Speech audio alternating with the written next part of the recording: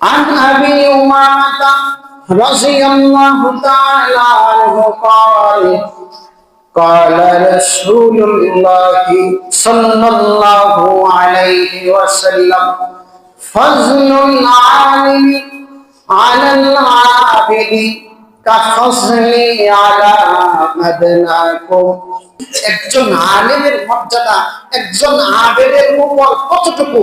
একজন আবেদ সারা রাত ইবাদত করে, সারা দিন ব্যবসা বাণিজ্য সবকিছু করে, আবার হালাল উপার্জন করে, 5 ওয়াক্ত নামাজ পড়ে, সর্বপ্রকারের ভালো বৈধ কাজ করে, অবৈধ কাজে লিপ্ত হয় না, কিন্তু সে আলেম না, সে আবেদ।